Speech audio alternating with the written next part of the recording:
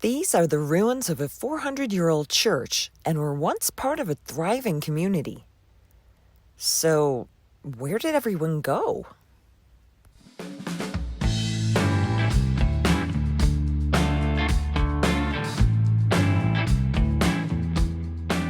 Good morning, everybody. It's a beautiful, sunny Sunday morning. It's about 48 degrees, and we are headed out of Carrizozo. We're going about an hour north today, so we're still continuing our odyssey in New Mexico, and this is going to be Chapter 3, the Gran Quivira Ruins. So, let's head up there now. We're leaving Valley of Fires here in Carrizozo, which has been the perfect home base. Chapter 1 in this series highlighted the beautiful lava fields, which are actually right here. And in Chapter 2, the Three Rivers petroglyphs were only a half hour away. My original plan was to just film and move on, but I ended up staying 9 days at this campground. I just took my time filming and editing and just enjoyed my beautiful surroundings. Now it's time to move on. We have a 1-hour drive north to Gran Quivira, which is one of 3 sites of the Salinas Pueblo National Monuments near Mountain Air, New Mexico. So I've been driving close to an hour and I haven't passed a single car. This is, the road is mine. This is crazy. That's how out in the middle of nowhere I am. We're here. All right, let's check out Gran Quivira.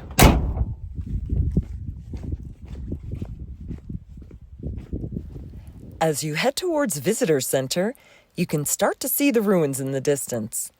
I zoomed in for a better look.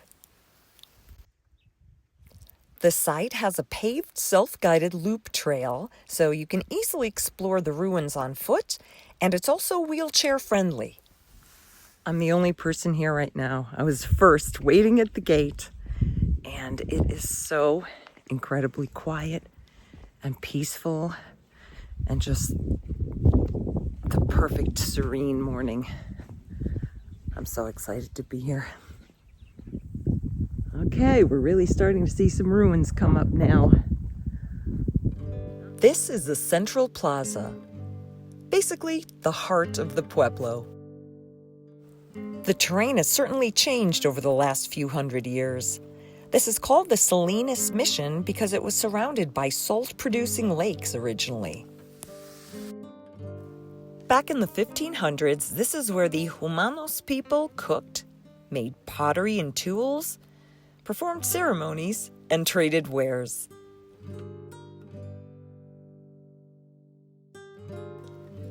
This was a gateway between the Rio Grande and the Plains indigenous people, and pretty much a regional trade center.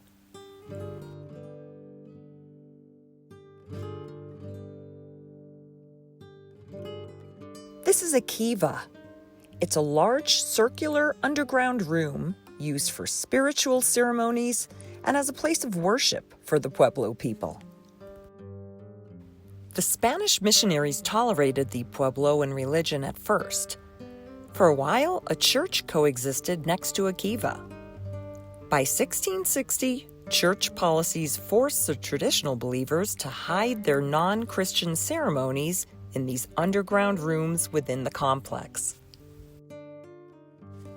This is a representation of the Pueblo.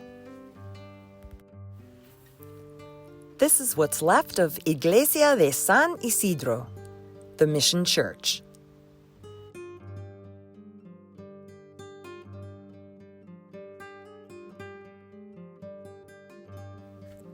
These massive walls of this complex were built in 1659.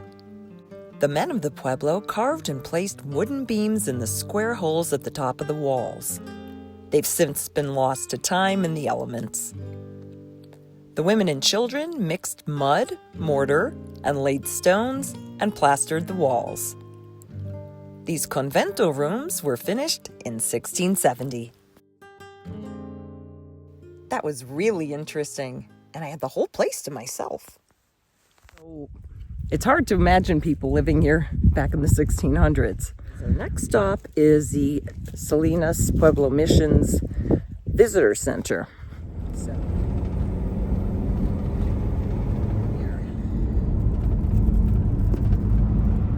just made it to Mountain Air.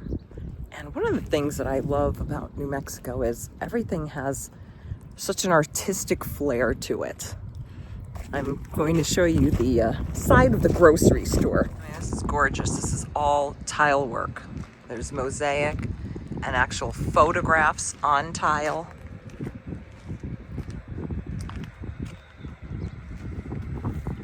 I mean, look at this. And the butterfly of antenna, little coils.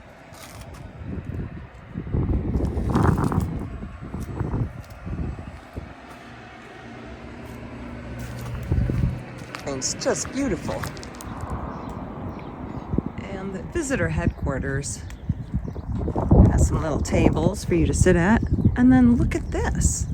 I mean, everything is just beautiful. Everything just goes above and beyond. Oh, I love New Mexico. Look at that. It's just gorgeous. Look at that tile work. And there's the rattle of the rattlesnake.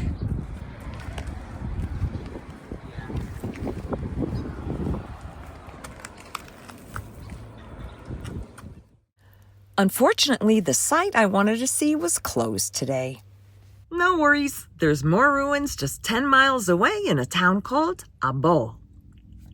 This is a great map showing the proximity of the three Pueblo sites. And in the upper right, Las Salinas, or the Salt Lakes, for which the missions trail was named. This unit of the Salinas Pueblo missions is about 370 acres. People have actually lived here over 800 years.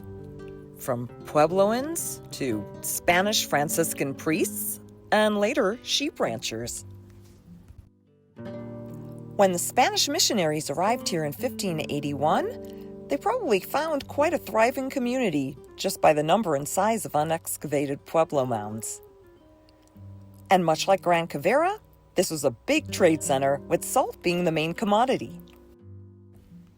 At the start of Spanish settlement in New Mexico, there were bitter disputes between the civil authorities and the missionaries, as both sought to control and exploit the native people, called the Temperos. What you see here is a complex maze of rooms, the Convento of Mission Abo. The Temperos worked to run the mission. They herded livestock, maintained the church properties, ground corn, and prepared meals, with many living here with the priest. Just like Gran Quivira, this mission also has a kiva. But this one was built at the same time as a mission, raising questions about the relationship between the two faiths. These large walls were part of a church that was actually built around an earlier, smaller church, which allowed services to continue until a smaller one was dismantled and removed. So, back to the original question. Why were these mission communities abandoned? Well, unfortunately, a series of droughts, disease, famine, and violent raids were just too much. And by 1672, everyone was gone. No one lived at Abo until 1815, when Spanish sheep ranchers resettled here. To protect themselves, they built this plazuela, a fortified ranch with barns and corrals enclosed by defensive walls. But that wasn't enough. By 1830, they too were forced out to retreat to the Rio Grande Valley. And that's the story of the Salinas missions. I just love going to areas like that. I mean, it's fascinating to think about what their lives were really like. So I just took a little lunch break, and I thought I would show you something that I got from the fine folks at Evapolar. This is a EvaChill. It's a personal cooler. And we're going to unbox this and see how this works. And what I did was I made sure my doors and windows were shut. And I've got my little thermometer here so you can see it's 88 degrees in here and 10% humidity. So we have a baseline to go with. So again, just to let you know, it's the EvaChill Personal Air Cooler. This is the EV500. So we've got some literature. We have, 18-month warranty. Fantastic. And then there's the product guide, and it even comes in several languages. And just a little information on the technology. So this is what we have. Very lightweight, small, and it comes with a cord. So this is an evaporative cooler, and I'll just highlight that it says it uses natural evaporative cooling effects to drop the air temperature, eco-friendly, portable, small and lightweight. Yes, it is. And yeah, it is USB powered, and it humidifies, which is great because, you know, I spend a lot of time in the desert, and it will purify the air, filters out dust particles, which also in the desert need that, and energy efficient. And I mean, if you're living in some sort of vehicle, RV, van, that's fantastic. All right, just put on the glasses so you know I'm about to get serious. Again, this is the USB port, so we open that up, and then we're gonna lay this down. And then this part opens up, and there is a funnel inside here. So the funnel is going to go right here. So use filtered water, and that's going to go right in here. All right, we are full of water. So we'll take this out. Okay, so it's full. Now first we have to remove this paper. So we'll shut that again. Okay, that slides in, and that should be shut now. Okay, we are ready to plug this unit in. Here we go. Oh, that's pretty. So it lights up like that, and then the power button's on the top. So a short press turns it on and off. We can adjust the airflow right here. So on the left is a first speed, middle is a second speed, and then